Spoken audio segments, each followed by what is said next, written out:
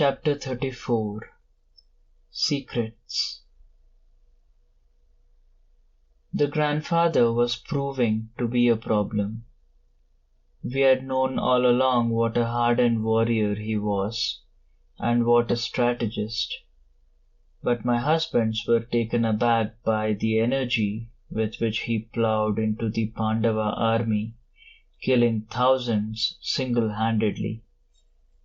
He also created troop formations that were almost impossible to penetrate.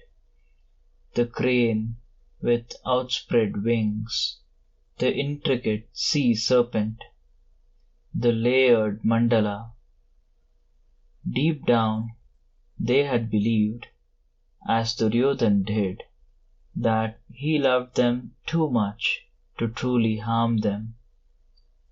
Hadn't he announced in open court that he'd do his best to bring Duryodhan victory, but he would not kill the Pandavas, because they were his grandsons too? He can't talk to us directly because of his woe, Sahadev, the strategist, said. So he's sending us a coded message.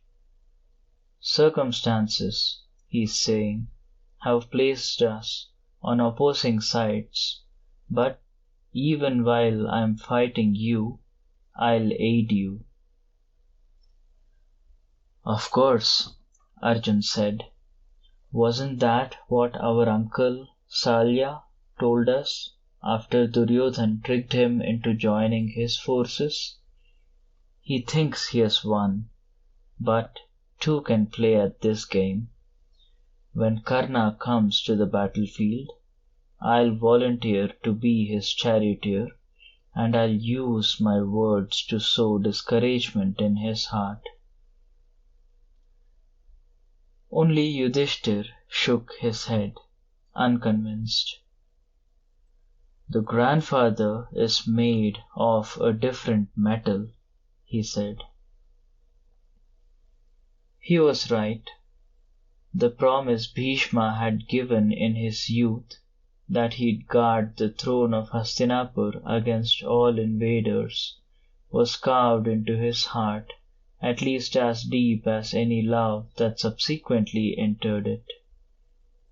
And when, following a slew of triumphs by Arjun, Duryodhan accused him of partiality to the Pandavas, he demonstrated this by fighting so fiercely that our soldiers whispered that he was Yama, the death-bringer, come to earth. Even the bravest of them broke formation and fled when they saw his silver chariot approaching. But that didn't save them from destruction. Already the rules of righteous war were breaking down. Each day, faced with Bhishma's wrath, our forces dwindled. Each night, our camp was mired in despondence as my husbands faced a fact they hadn't considered. The legends had spoken true. Bhishma was invincible. He wouldn't kill them, no, but he didn't have to. Once he destroyed enough of their army, their defeat was inevitable.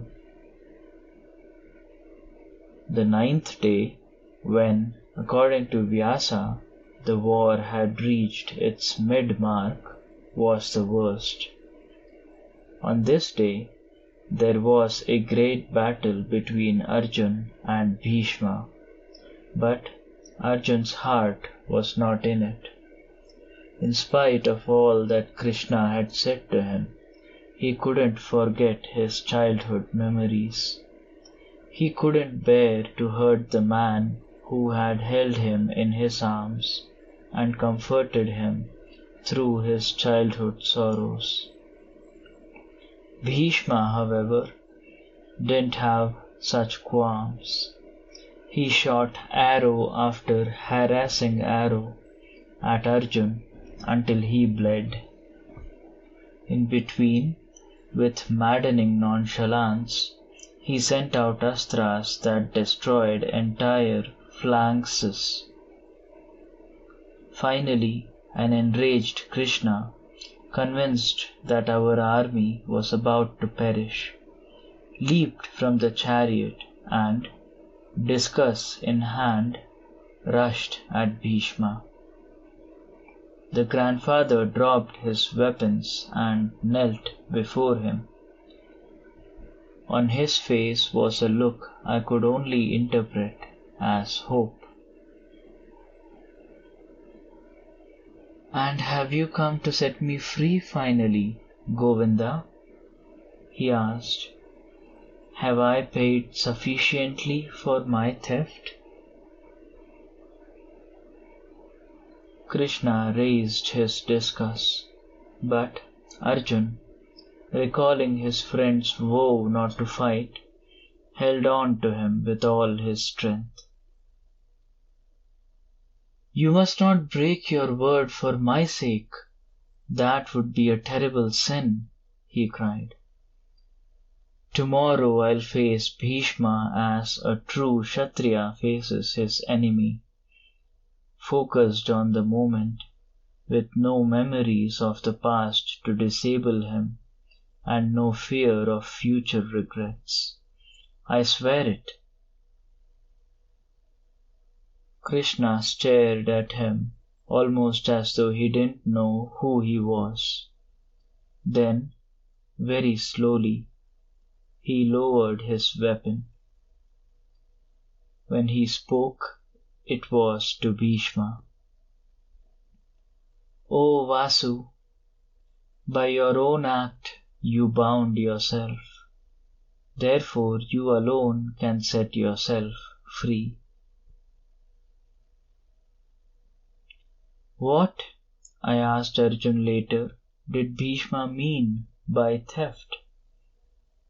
I couldn't imagine the scrupulous old patriarch taking anything that didn't belong to him. Why did Krishna call him by that strange name, Vasu? And what act was he talking about?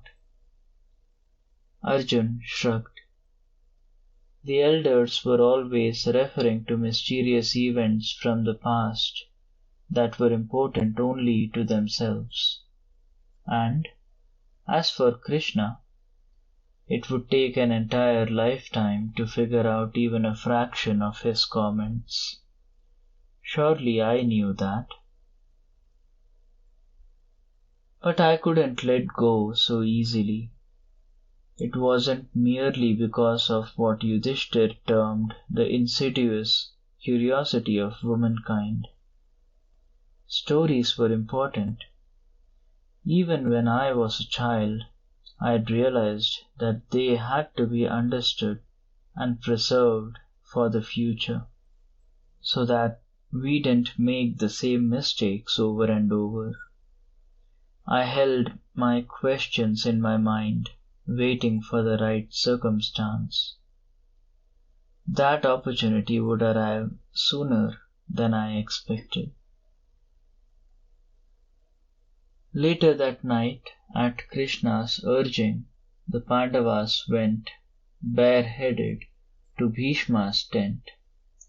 They touched the grandfather's feet and asked him how he could be killed.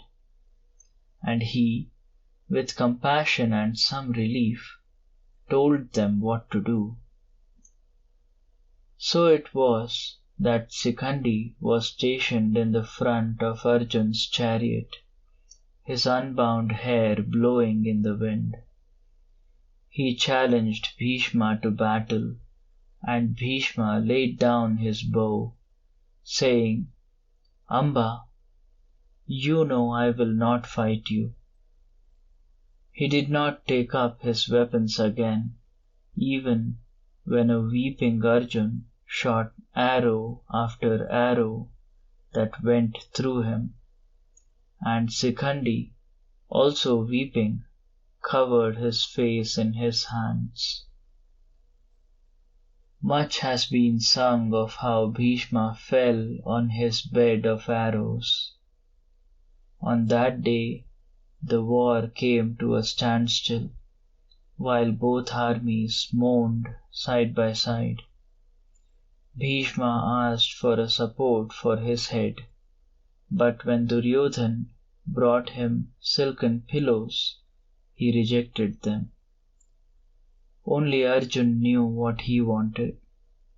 He shot 3 arrows into the ground for his grandfather to rest his head, and at that, even through his pain, Bhishma smiled.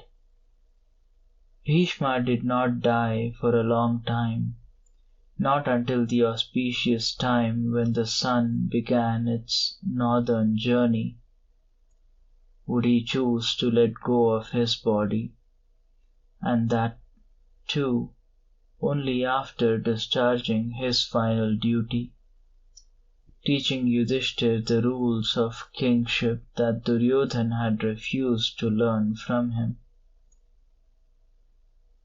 Meanwhile, the news of the war was brought to him every day, and warriors from both sides came to ask his advice. Flocks of swans flew over him, crying in melodious voices.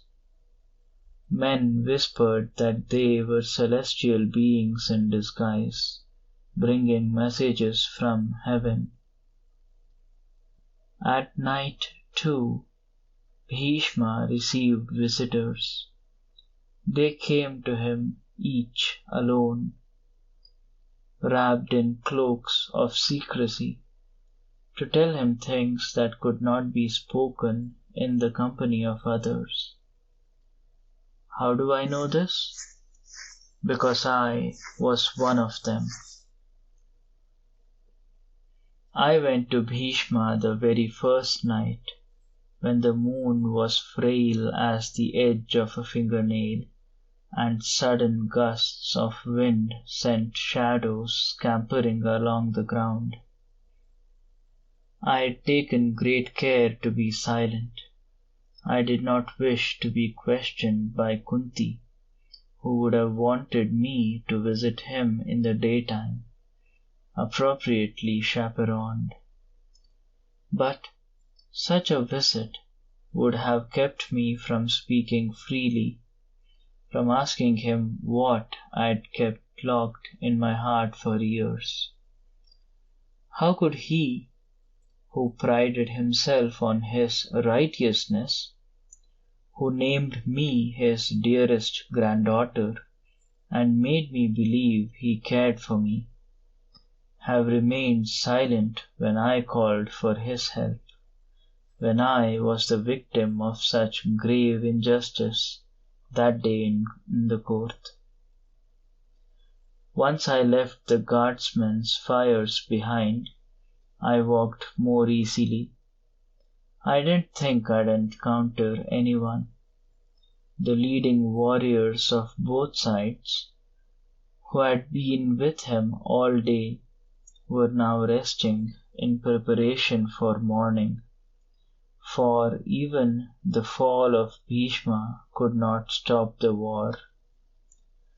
In deference to the grandfather's condition, they had decided to move the battle away from where he lay and had cleared the area. But they couldn't mask the stench of rotting carcasses or hush the anguished cries of the wounded. Did the sounds wretch Bhishma as he lay wrapped in the gauze of his own pain? Did he regret having caused much of this destruction, or did he see it as the unpleasant byproduct of his duty, a lesser evil to be endured for the sake of an ultimate good? I'd been wrong to assume that no one would be with Bhishma. A man knelt by him, bent low over his feet. I heard the grandfather say. How weak he sounded. Who is it whose tears burn me more than my wounds? As I ducked behind a knot of shrubs, I heard the man reply in choked tones, It's Karna.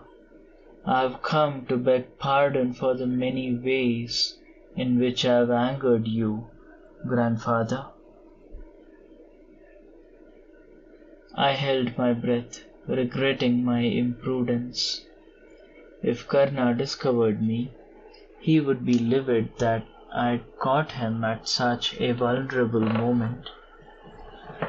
What might he not do in retaliation? I doubted that, after all that had passed, he felt any tenderness toward me. Instead, with a hunter's sure instincts, he would know that the best way to get at my husbands was by humiliating me, and he would use it. What new trouble had I brought upon the Pandavas by my impulsiveness? I should have crept away then, but I was like a bird caught in a snare. Only the wires of this snare were made of curiosity and a disobedient heart. Bhishma extended a hand toward Karna. I thought I saw his fingers tremble. His breath sounded like someone was tearing old clothes into strips. He said, I was never truly angry with you.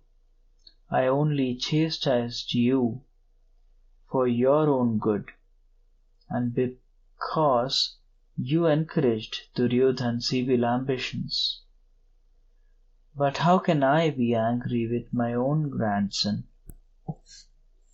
When Karna had addressed Bhishma as grandfather, I thought nothing of it. It was what everyone called him. But this reply seemed more than mere courtesy.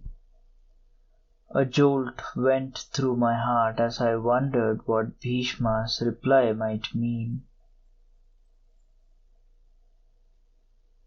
Karna's head jerked up. You knew? You knew that the Pandavas are my brothers? Did Kunti tell you too when she told me? Shock dizzied me. Karna, brother to my husband's?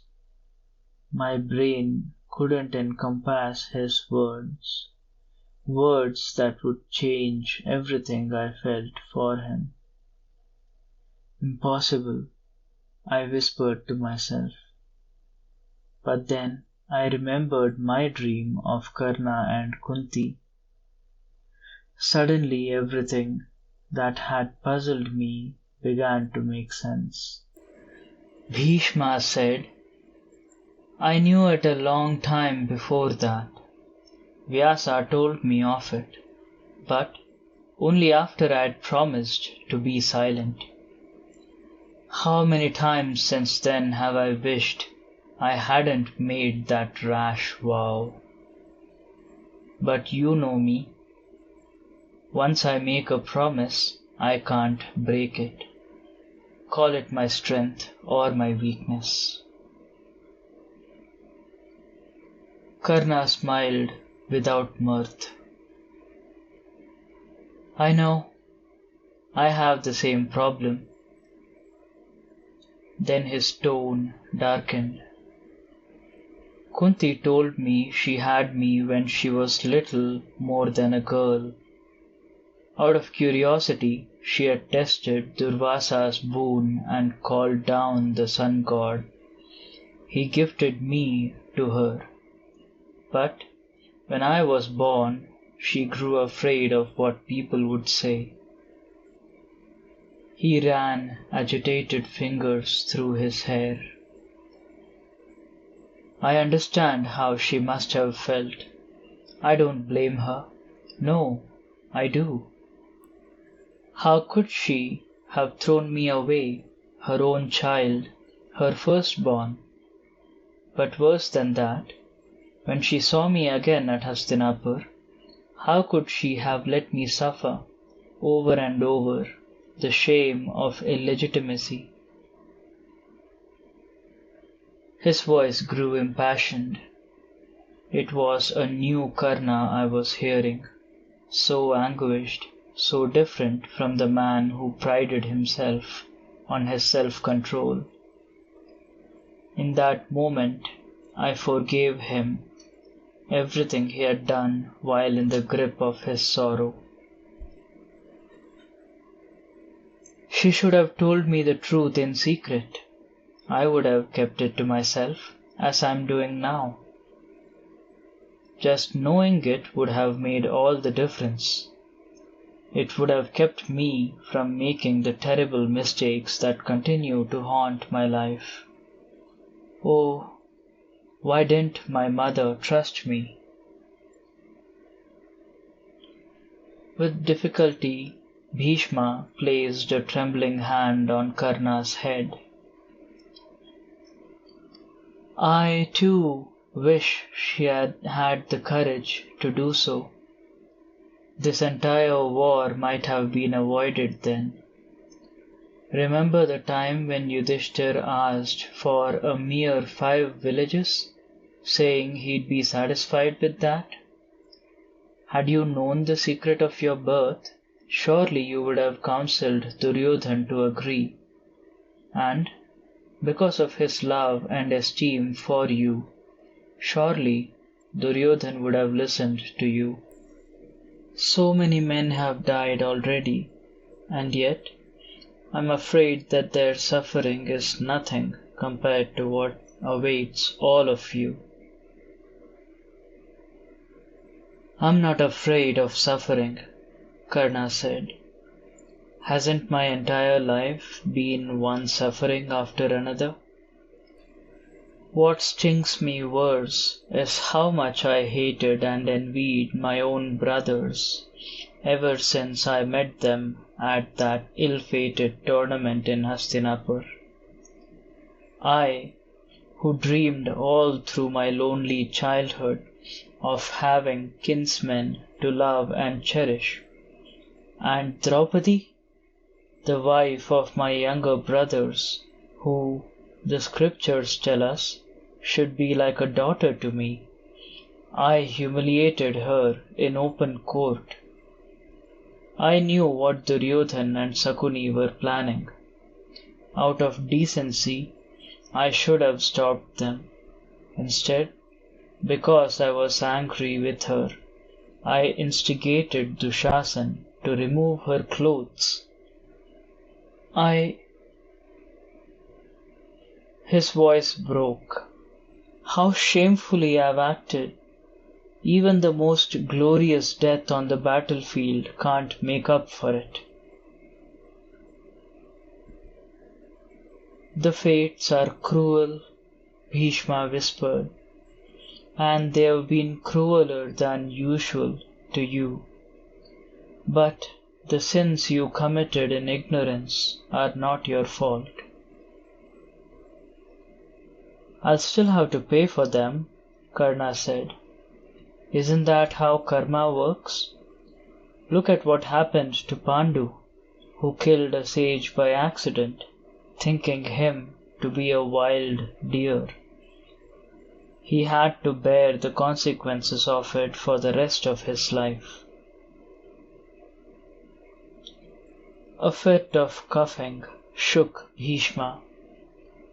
He continued with some difficulty.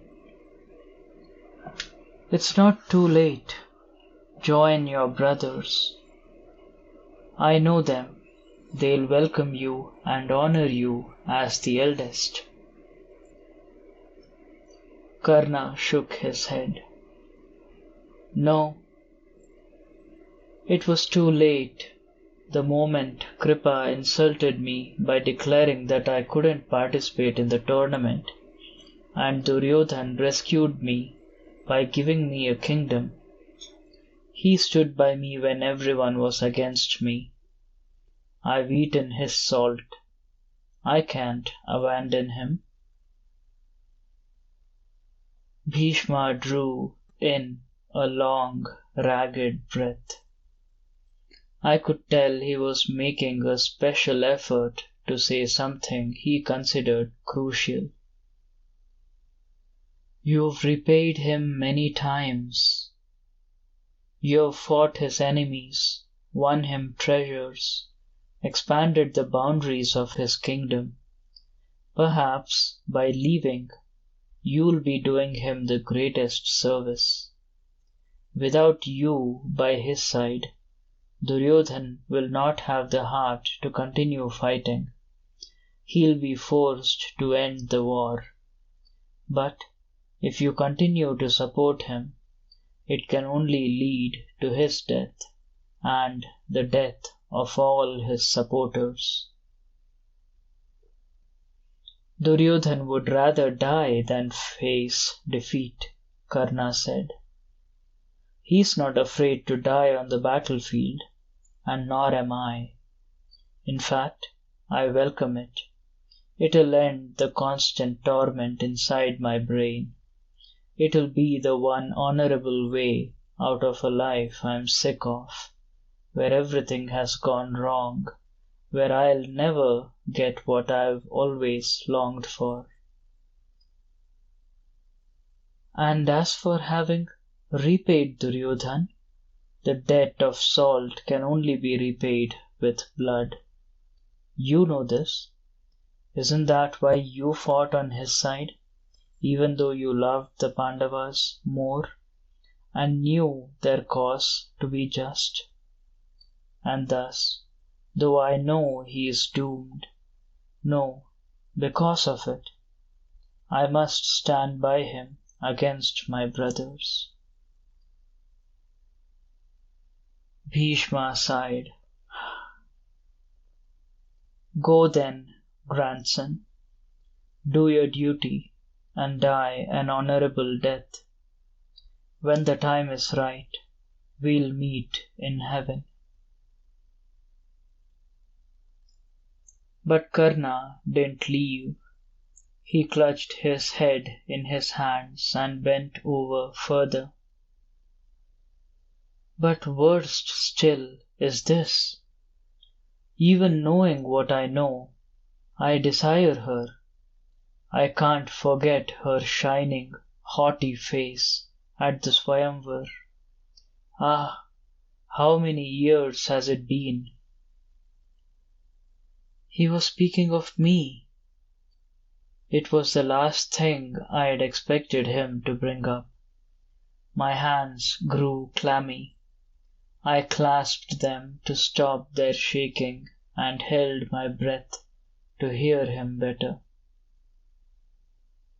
The long line of her neck, he continued, as she raised her chin, her beautiful parted lips, how her breast rose and fell with passion. All this time I told myself I hated her for humiliating me worse than anyone else has done, that I wanted revenge. But I was only fooling myself. When Dushasan started pulling at her sari, I couldn't bear it. I wanted to knock him down, to shield her from the stairs. The 12 years she was in the forest, I too slept on the ground, thinking of her discomfort. How many times I started to go to her, to beg her to come away with me, to be my queen. But I knew it was hopeless. She was completely loyal to her husbands. My words would only disgust her. When Kunti told me that if I joined her sons, I'd be king instead of Yudhishthir, I wasn't tempted. But when she used her final weapon, when she said that as her son, I too would become Panchali's husband, I was ready to give up my reputation, my honor, everything. I had to use all my willpower to remain silent. My heart beat so hard that I was sure Karna would hear it. Part of my mind was furious at Kunti. How dared she offer me to Karna as though I were no more than a slave girl. At the same time, I was gratified by Karna's response. Wasn't this what I had secretly wanted all my life? To know that he was attracted to me, even against his will? That beneath his scornful exterior, he held me in such tenderness? Why, then, did such a wave of sadness break over me as I heard his words? Bhishma was silent. Was he as taken aback by Karna's confession as I? Finally, he said, "But you did remain silent, grandson. No man can help his thoughts, but you didn't abandon your principles for the sake of the woman you desired. That's more than I was able to do." And then, to console Karna, he gave him one last gift. He told him the story of his past life, when he had been a demigod. Prabhasa, the youngest and most imprudent of the 8 Vasus. Prabhasa's new wife wanted a cow. If Prabhasa truly cared for her, she said, he wouldn't deny her this small gift. No matter what Prabhasa said to change her mind, she wouldn't listen. She stomped her dainty foot and pouted charmingly. The cow she had set her heart on was no ordinary one. She was a wish-fulfilling cow that belonged to sage Vasishtha. Prabhasa's wife had seen her on a beautiful spring day when the Vasus visited earth to see how humans lived. Prabhasa knew that the sage wouldn't give them such a valuable cow or sell her. She would have to be stolen. There would be trouble as a result, a great deal of it, but he was in love. With the reluctant help of his 7 brothers, he spirited the cow away. In meditation, Vasishtha learned what had happened. In rage, he cursed all 8 brothers. You must be born on earth as humans and undergo all the suffering of humankind. When they fell at his feet, begging forgiveness, he softened the sentence for the 7 older Vasus.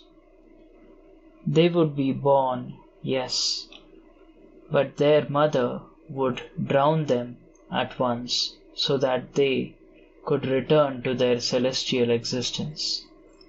But Prabhasa would have to live for many years and endure many sorrows.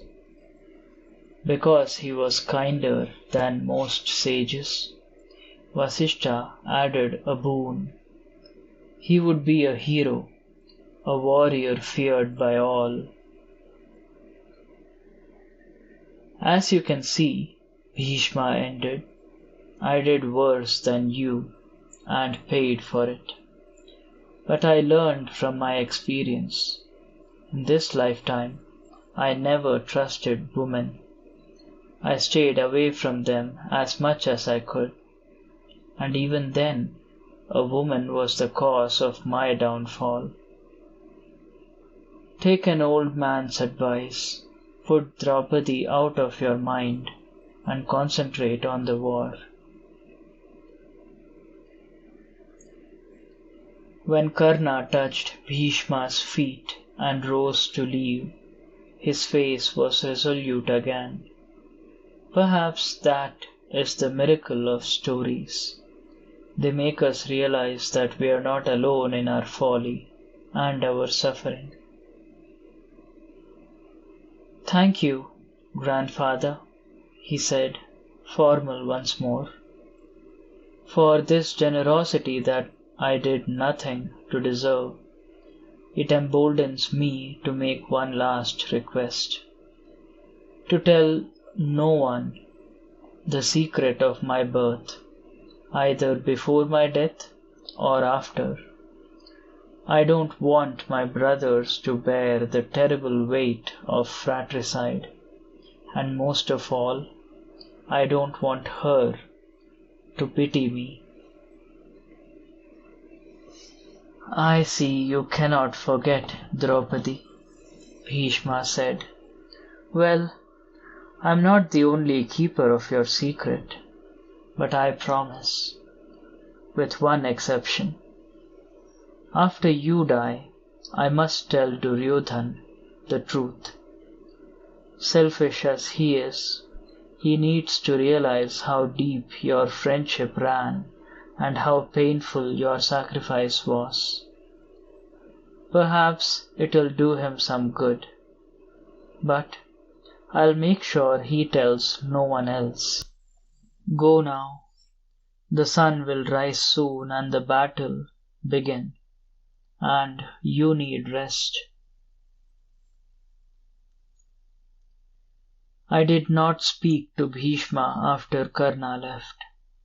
My question, which after all was about an event that was done with, was petty in comparison to Karna's present dilemma.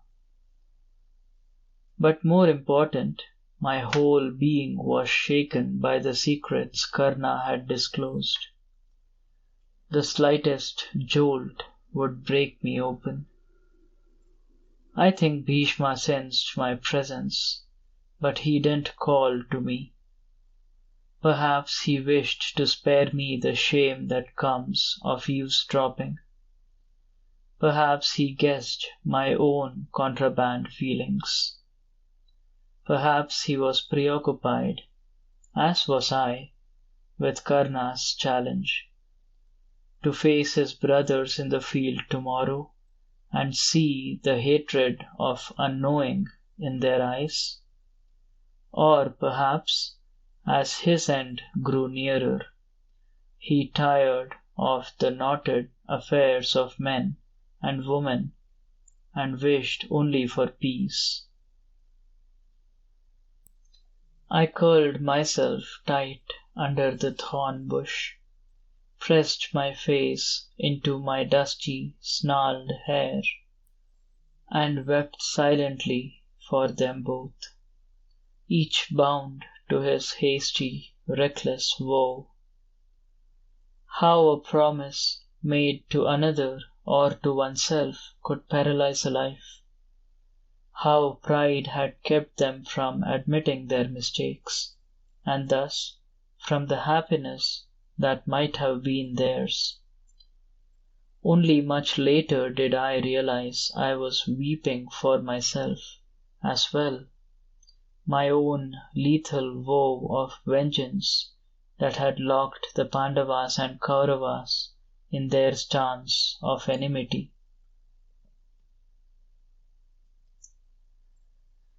I knew I must keep what I learned to myself, but it was difficult.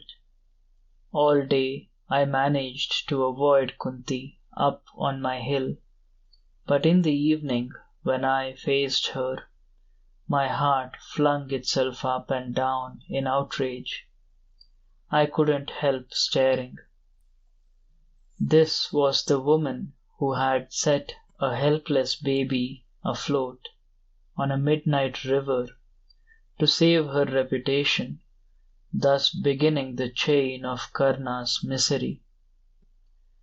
When she saw him again as a young man, she held on to her secret, protecting herself at his cost. And even now, she had told him not out of concern for him, but merely to save her sons. That's why she had urged him to join them. To entice him further, she had offered me up to him as a prize. Was there no end to her manipulations? Some of my anger must have shone in my eyes, for Kunti asked me, with some asperity, if I was coming down with something. I knew it was too much for you, going up that hill each day, but no, always you must do something different from the others. Maybe tomorrow you should stay with us in the tent. You are no longer that young, you know. I'm fine, I said shortly, not trusting myself to speak further. That night, the talk was all of Karna. Yudhishthir announced that now that Bhishma had fallen, Karna had joined the fight, but he had turned down Duryodhan's offer to make him the new commander. I gave Kunti a quick glance. Disappointment, relief, and pride slid across her face in quick succession before it took on its customary aloofness. As casually as I could, I asked, "Why would he do that?" He said that Drona, as the leading elder, deserved that position.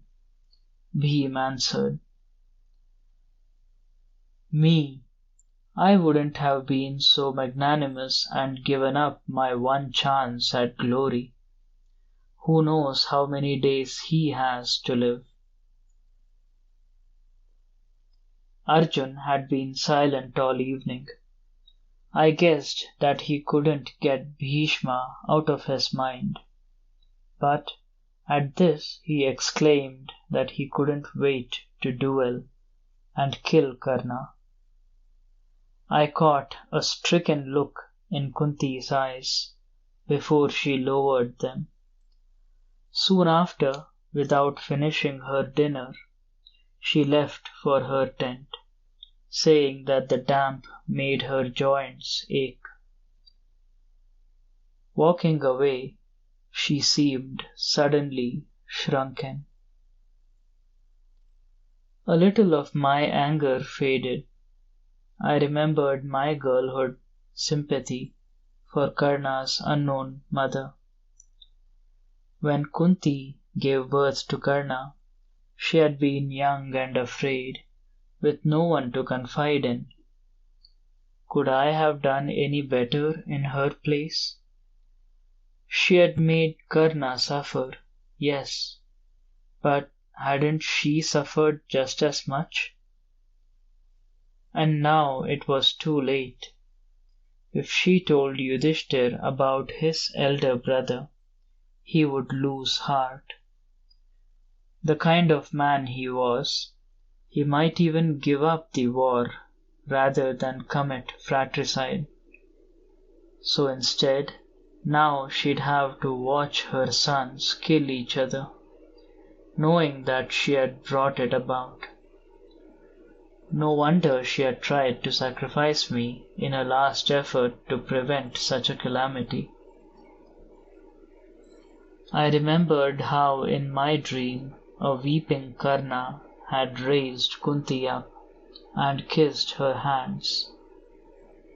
If he could forgive her, he who had been the primary victim of her fear, shouldn't I at least try? I followed and found her lying face down on her pallet.